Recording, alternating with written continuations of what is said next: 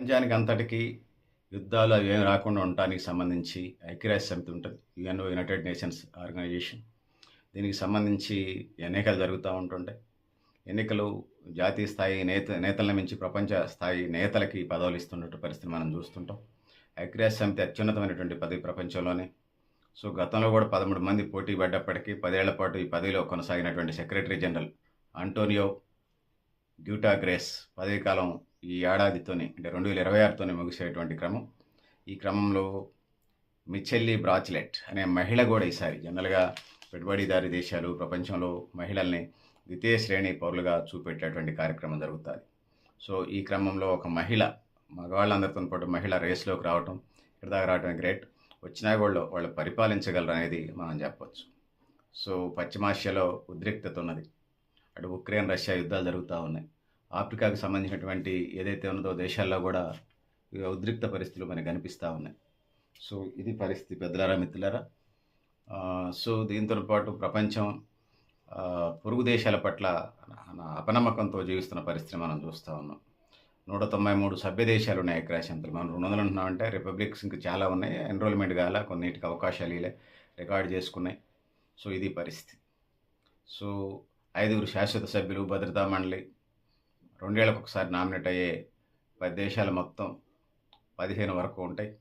మొదటిసారిగా యుఎన్ అత్యున్నత పదవికి మహిళల పేర్లు బాగా వినపడుతున్న పరిస్థితిని మనం చూస్తున్నాం. చిలీ దేశ మాజీ అధ్యక్షురాలు మిచెల్లీ బ్రాచ్లెట్. చిలీ దేశ మాజీ అధ్యక్షురాలు మిచెల్లీ బ్రాస్లెట్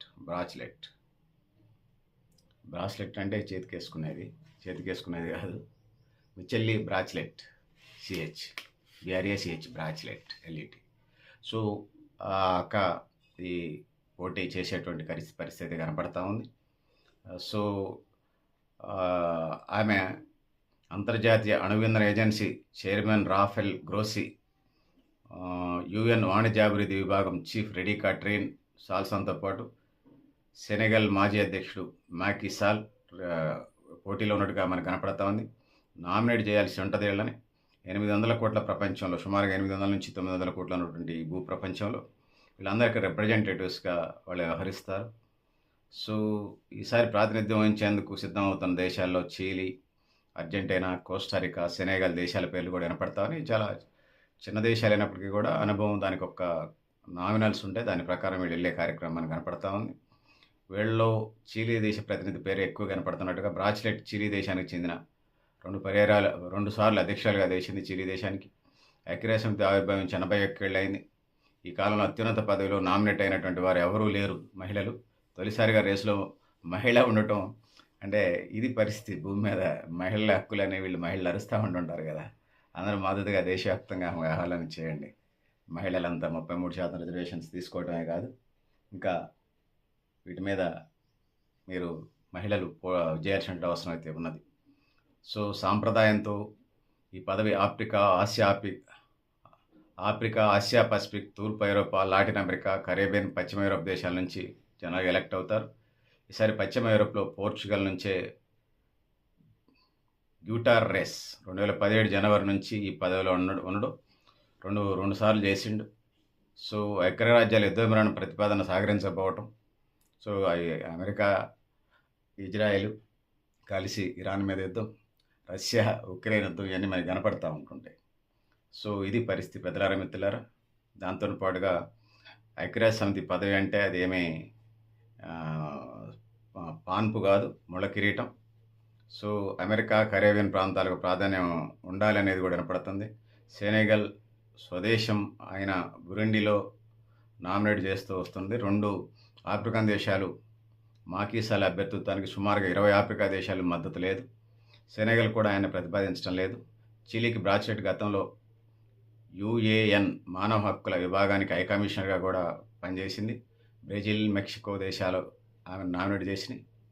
ఇక రాఫెల్ గ్రోసి అయితే అణువింధన ఏజెన్సీ చీఫ్గా పనిచేశారు. అర్జెంటీనా UN వాణిజ్య విభాగాలో చీఫ్గా కూడా పనిచేశారు.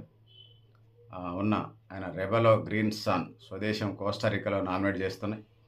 ఇకపోతే మహిళల మధ్యనే కొనసాగుతున్నట్టుగా మనకి అనిపిస్తుంది. చెప్పలేము, చివరిలో పురుషాధిక్యత ఖచ్చితంగా కనపడింది. వీళ్ళందరూ ఒకటే అవుతారు అన్ని దేశాలు ఎన్ని యుద్ధాలున్నా.